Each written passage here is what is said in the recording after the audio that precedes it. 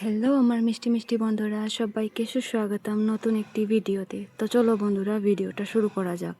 যাই হোক বন্ধুরা, সন্ধ্যা হয়ে গেছে, তার জন্য কিন্তু ঝটপট করে চলে এসেছি সন্ধ্যা পূজা দেওয়ার জন্য।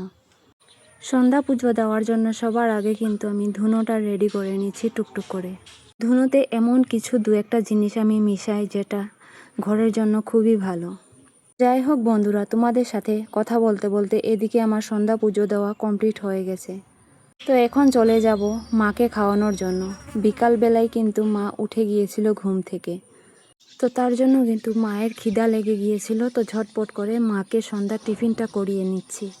মাকে সন্ধ্যার টিফিন করাতে করাতে আমি দেখছি কি মায়ের চুলটা আজকেও আবার এলোমেলো হয়ে গেছে।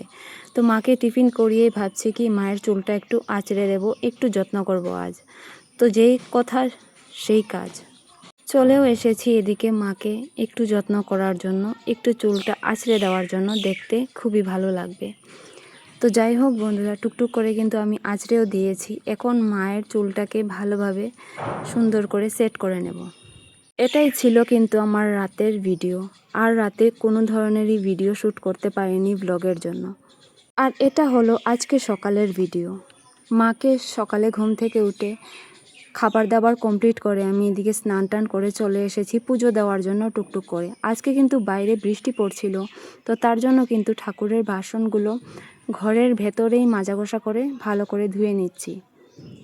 যাই হোক বন্ধুরা, ঠাকুরের বাসনগুলো ধোয়া কমপ্লিট হয়ে গেছে। তো এখন একটু ঠাকুরের ঘরটাকে একটু ভিডিও করে নিচ্ছিলাম। তারপর কিন্তু ঠাকুরের ঘরটা ভালো করে মুছে নিচ্ছি এদিকে টুকটুক করে।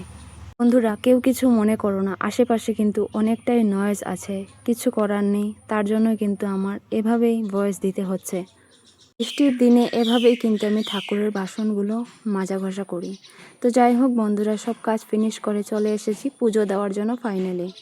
এখন টুকটুক করে ফুল থেকে ফুলের বোটাগুলো ছাড়িয়ে নেব। আজ কিন্তু আমার পুজো দিতে অনেকটাই লেট হয়ে গেছে। বন্ধুরা, এত বেলা করে কিন্তু আমাকে ফুল পাড়তে হয়নি গাছ থেকে। বাবা কিন্তু সকাল সকাল ঘুম থেকে উঠেই প্রতিদিনই ফুল পেড়ে নিয়ে আসে ঠাকুর দেওয়ার জন্য। এখন ভালো করে ঠাকুরকে স্নান করিয়ে ফুলগুলো অর্পণ করে দিচ্ছি টুকটুক করে, আর সাথে তুলসী পাতাও অর্পণ করে দিচ্ছি। জানো বন্ধুরা, বৃষ্টির দিনে কিন্তু ফুল বেশি পাওয়া যায় না। এটা কি কারণে হয় আমার কিন্তু জানা নেই। যদি তোমাদের জানা থাকে অবশ্যই আমাকে কমেন্টে জানিও। আমি কিন্তু অনেক দিনই খেয়াল করে দেখেছি, যেদিনই বৃষ্টি হয় সেদিনই কিন্তু ফুল বেশি পাওয়া যায় না।